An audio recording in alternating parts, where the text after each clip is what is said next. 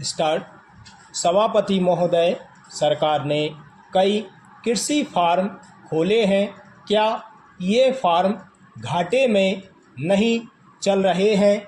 अगर सारे खर्च जोड़ दिए जाएं, बड़े बड़े अधिकारियों के वेतन जोड़ दिए जाएं, तो पता चलेगा कि सारे ये कृषि फार्म घाटे में चल रहे हैं।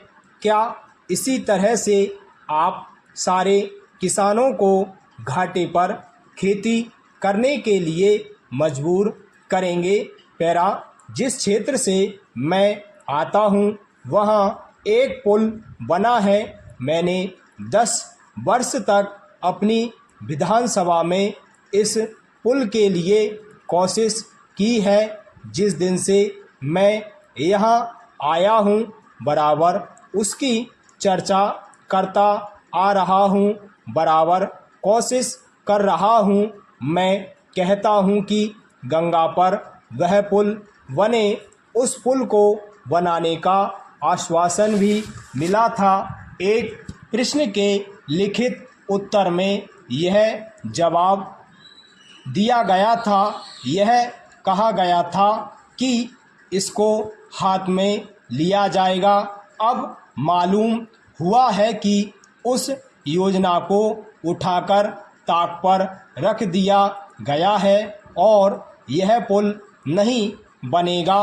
इन लोगों ने क्या कसूर किया है, यह मैं आपसे जानना चाहता हूँ। हमारे क्षेत्र के लोगों ने पाकिस्तान की लड़ाई में सरकार को हर तरह का सहयोग दिया था, हर तरह की सहायता दी थी। हमारे यहाँ के नौजवान भी मोर्चे पर जाकर डटे। जिस समय पाकिस्तान के साथ हमारा युद्ध चल रहा था तो कहीं कोई बात नहीं थी, अन्न की कमी कहीं नहीं थी। अन्न की कमी भी हमारे विरोधी साथी पैदा करते हैं, जो यह चाहते हैं कि सरकार असफल हो जाए।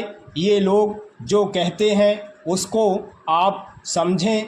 एक तरफ तो हमारे मित्र की बात है जो देश के बड़े बड़े शहरों में दंगे करवाते हैं, दूसरी तरफ हम हैं जो कि इनकी बातों को नहीं समझ पाते।